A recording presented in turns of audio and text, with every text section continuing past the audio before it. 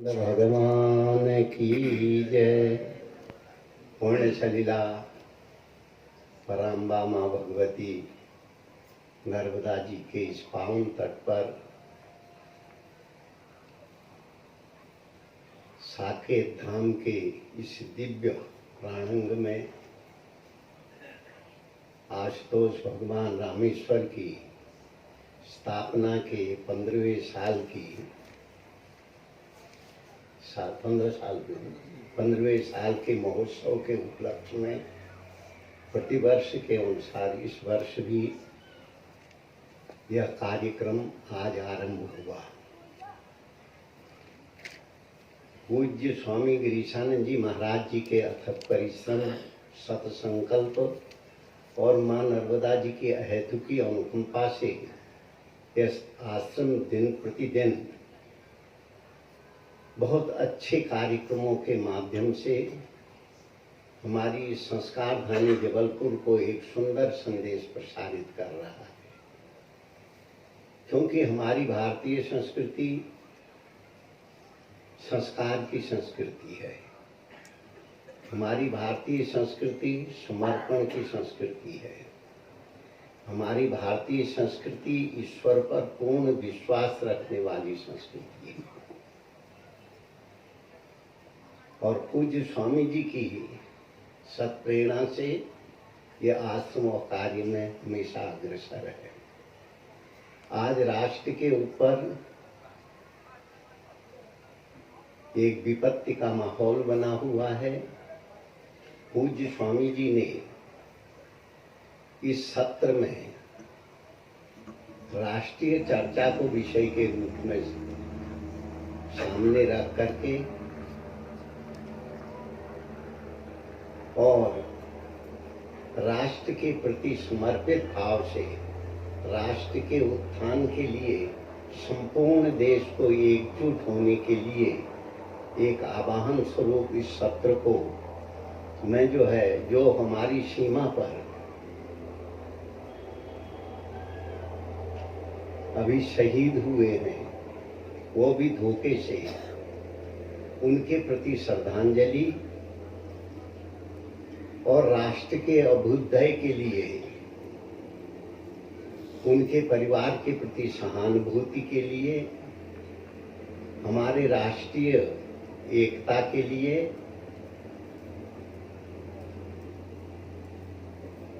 यह सब पूज्य स्वामी जी की प्रेरणा से हो रहा है। अभी तक आप लोगों ने अनेक महापुरुषों के विचार श्रवण किए। मानस के माध्यम से गौतम जी ने, भगवान ने धनुष धारण किया, उसके उद्देश्य भी राष्ट्र की सुरक्षा के लिए, हमारे जबलपुर के गौरव क्या श्री कृष्णकांत चतुर्वेदी जी ने भी अनेक उदाहरणों के माध्यम से जब जब देश के ऊपर विपत्ति आई तब तब हमारा भारतीय हर समाज, चाहे वह संत के रूप में हो, चाहे व्यवसायी के रूप में हो, चाहे गृहस्थ के रूप में हो, चाहे जो भी जिस कार्य में प्रवृत्त हो वह देश की एकता के लिए एक साथ हमेशा खड़ा हुआ है। और आज की विषम परिस्थितियों में जो आपने महापुरुषों के विचार श्रवण किए, यह भी इसी एकता की कड़ी की एक मिसाल है। हमारे पूज्य स्वामी जी ने और हमारे वेदांत केसरी जी, वेदांत केसरी, अगर केसरी नाम सुनते ही डर लगता है। जब वो वेदांत हो जाए तो आप समझ लीजिए क्या होगा, ये स्वतः आप कल्पना करें। तो बड़े सुंदर विचार हमारे पूज्य वृंदावन से आए हुए रामदेवानंद जी सरस्वती जी ने, सरस्वती जी के विचार आज तो ये बहुत कम बोले। हम सोच रहे थे ये जो हम कैसे बोल रहे हैं और जोर से गरजते हैं। खड़ी को देख के किए हैं। और उसके बाद आपने हमारे इस जबलपुर नगर के गौरव नरसिंह पीठाधीश्वर जगत गुरु द्वाराचार्य श्री श्यामदेवाचार्य जी को श्रवण किया। उन्होंने भी बड़ी अच्छी बात आपको बताई। भगवान ने धनुष नहीं छोड़ा, पर माँ कैकेयी को यह आश्वासन जरूर दिया कि माँ, यह धनुष मैं भरत के ऊपर कभी उसका उपयोग नहीं करूंगा, किसी सज्जन के ऊपर इसका उपयोग नहीं करूंगा, सिर्फ जो राष्ट्र के आतताई हैं उनके ऊपर मैं इसका उपयोग करूंगा। ये सब विचार आप लोगों ने श्रवण किए। अभी जो घटना इस देश पे हुई है, इसकी जितना निंदा किया जाए वो बहुत कम है। और पाकिस्तान जो हमारे ही देश का एक भूभाग था, ब्रिटिश की फूट डालो और राजनीति करो की भावना से प्रेरित था। वह जाते जाते इस देश को दो भागों में विभाजित कर दिया। अगर ये दो भागों में विभाजित हो गया था, हमारी जनता ने इसे स्वीकार कर लिया था, क्योंकि भारतीय जनता हमेशा सहिष्णु रही है, वो किसी के प्रति हिंसा नहीं करती है। किंतु पाकिस्तान इसका हमेशा दुरुपयोग करता रहा। ये हम नहीं कह रहे हैं, यह पत्र पत्रिकाएं और विश्व का हर राष्ट्र इस बात को कह रहा है। अभी जो सबसे अधिक आंख बंद करके समर्थन करने वाला राष्ट्र चीन है, उसने भी पाकिस्तान को एक नसीहत दी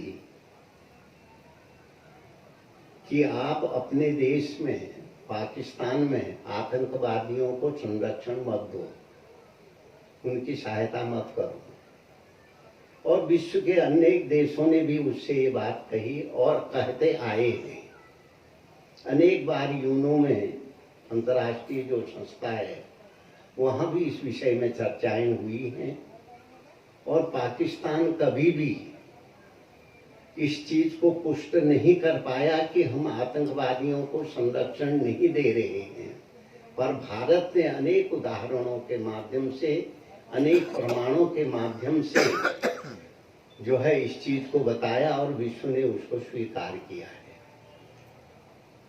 तो इस समय भी जो देश के ऊपर असमय में, जिसका कोई कारण नहीं था, वहां फौज तैयार करके वो यहाँ भेज रहा है और देश में अनेक तरह का एक गलत माहौल तैयार हो रहा है।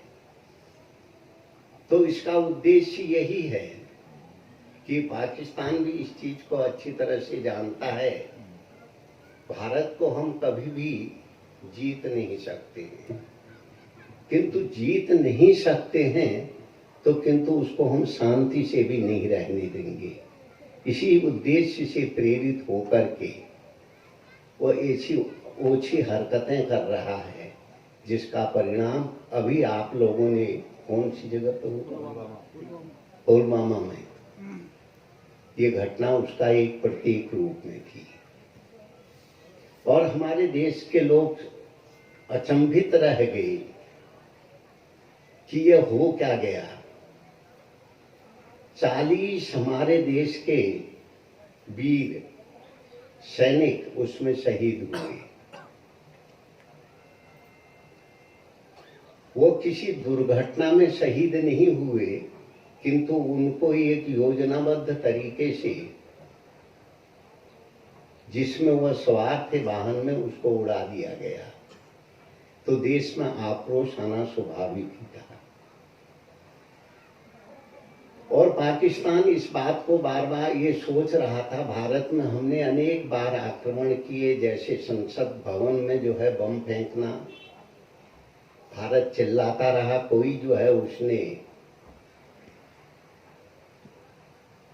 सैनिक कार्रवाई नहीं की। बंबई का है और देश के अनेक भागों में जो जो हमने हरकतें की थी, भारत चिल्लाता रहा, फिर चुप हो गया। और शायद भारत इस बार भी यही करेगा और हम अपने मंसूबों में सफल होंगे कि हमारे भारत अशांत है, भारत को अशांत रखना। किंतु हम ये नहीं कहते हैं कि पूर्व में जो भी हमारे देश के शासक हुए हैं वह राष्ट्रद्रोही हैं या राष्ट्र का हित नहीं चाहते हैं, ये उनका विषय है, इस विषय में हम नहीं कह सकते हैं। किंतु आज जो देश को नेतृत्व मिला हुआ है, जो आज देश जिसके हाथों में है, उस व्यक्ति की देश के प्रति, राष्ट्र के प्रति जो निष्ठा है, राष्ट्र के प्रति जो समर्पण भाव है,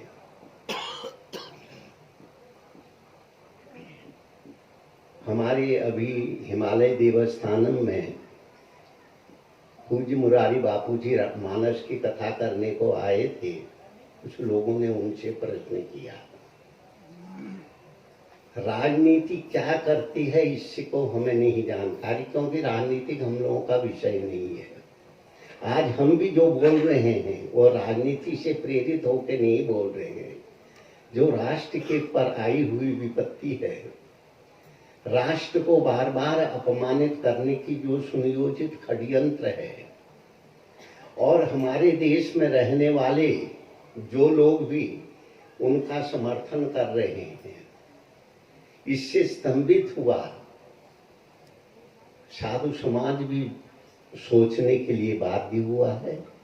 नहीं तो यह आध्यात्मिक कार्यक्रम जो अगले 14 साल से लगातार अध्यात्म का संदेश देते थे, जीवन को उत्थान की ओर ले जाने की बात करते थे, परिवार में शांति की बात करते थे, संस्कारों की बात करते थे, आज वह जो है युद्ध में युद्ध करो की बात कह रहे हैं।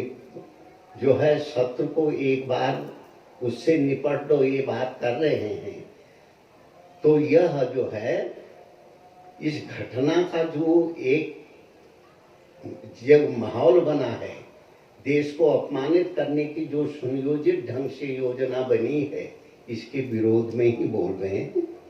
तो जो आज पहले देश में जो भी शासक वर्ग आया हो, जिन्होंने शासन किया है, तो हम उनकी निंदा नहीं कर रहे हैं, पर जो आज का नेतृत्व इस देश में उभरा हुआ है, मैंने एक दिन वहां पर जो है टीवी बच्चों ने चलाया था, मैं खड़ा हुआ,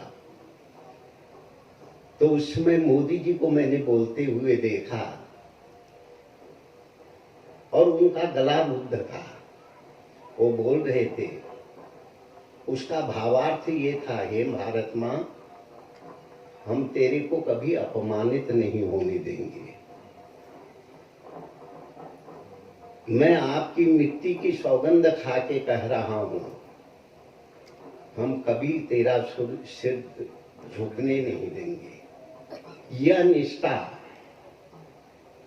हमारे राष्ट्र के उस नेतृत्व को के प्रमुख व्यक्ति की है, जो राष्ट्र के लिए हमेशा 18 घंटे कार्य कर रहा है। जिस दिन ये कांड हुआ वो रात्रि भर सोए नहीं।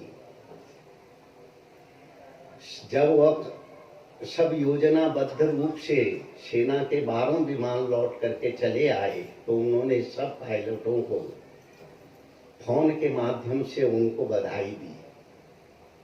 इसके बाद जो उनके दिन भर के कार्यक्रम थे, उन कार्यक्रमों को उन्होंने गया, शुरू में उन्होंने सभा को संबोधित किया, एक इस्कॉन के मंदिर में जाकर के गीता पे भी प्रवचन दिया। उनके कार्यक्रमों में कोई भी विधान नहीं आया।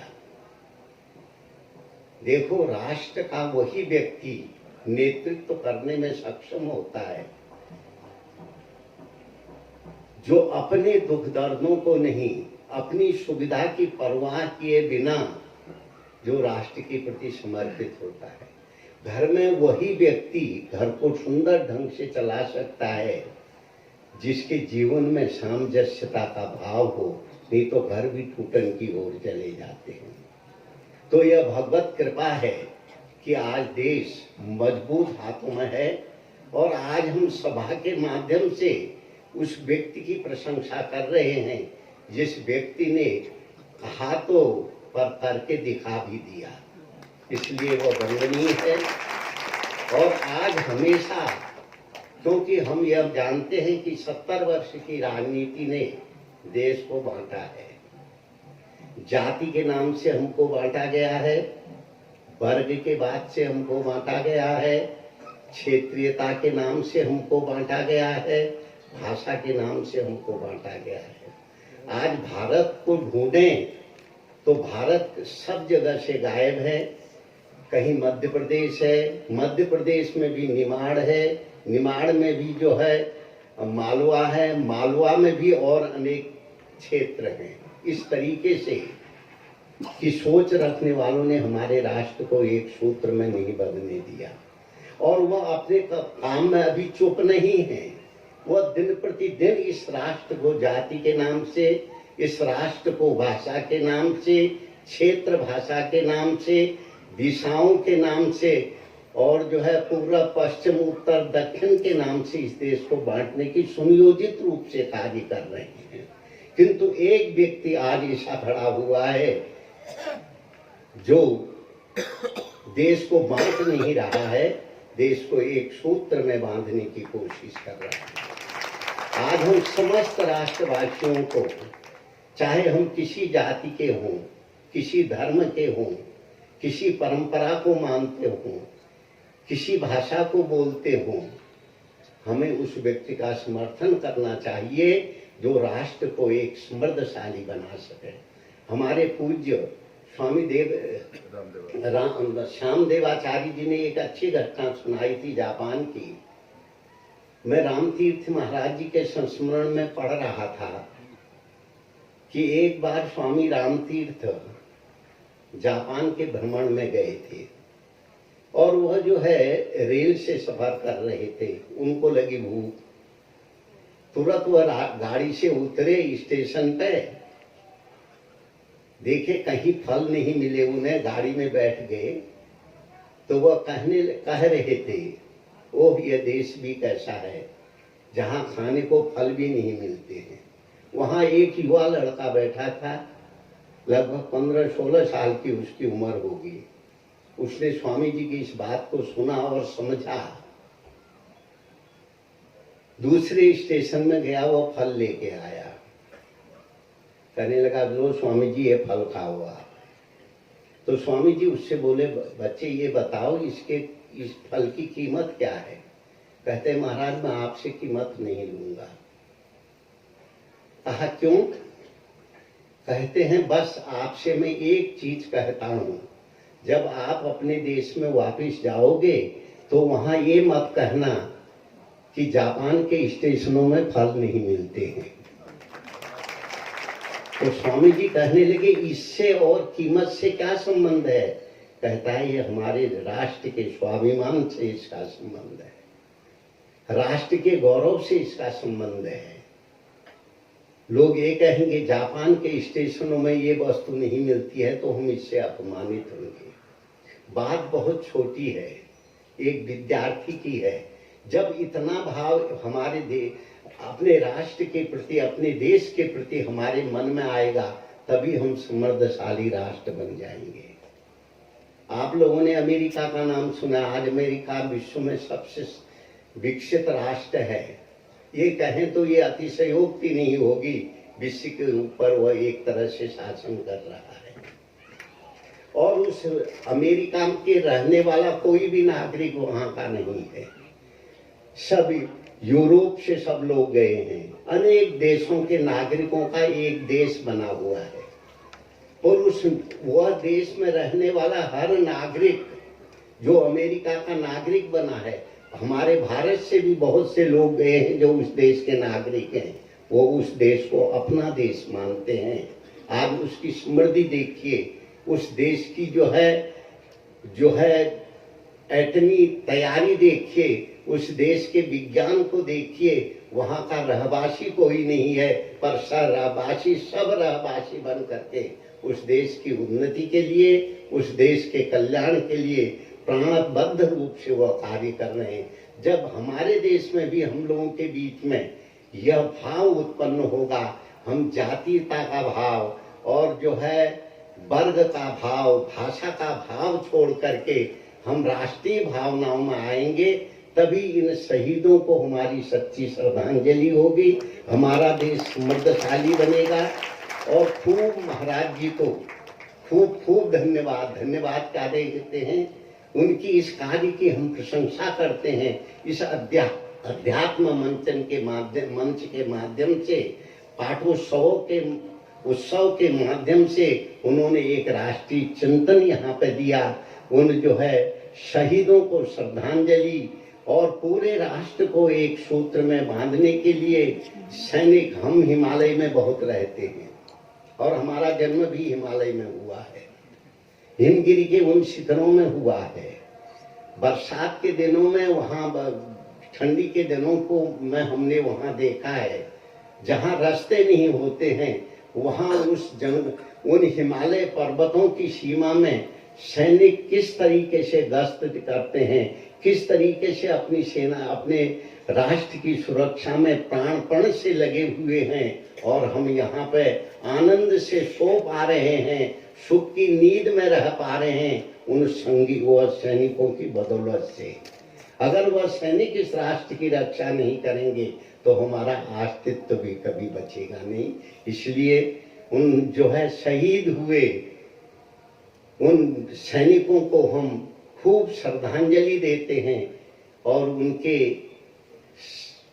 परमेश्वर से प्रार्थना करते हैं उनकी आत्मा को शांति दें। और हर भारत के नागरिक का ये कर्तव्य है उनके परिवार वालों को के साथ हम लोग मिल करके उन परिवार के बच्चों की पढ़ाई के लिए, उनके संवर्धन के लिए, उनकी सहायता के लिए भारत के सब लोग अगर एकत्रित होंगे तो वह उन शहीदों को श्रद्धांजलि होगी।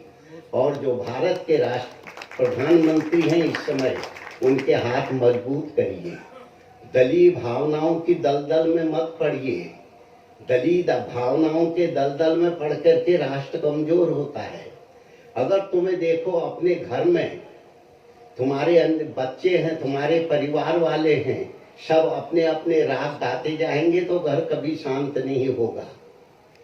तो इसलिए उनके हाथ भी आप लोग मजबूत कीजिए, जिससे वो और अपने सशक्त हाथों से इस राष्ट्र की उन्नति, इसको टेक्नोलॉजी में आगे ले जाएं, आर्थिक मजबूती में आगे ले जाएं और सैनिकों की सुविधा में, सुरक्षा में आगे की ओर ले जाएं।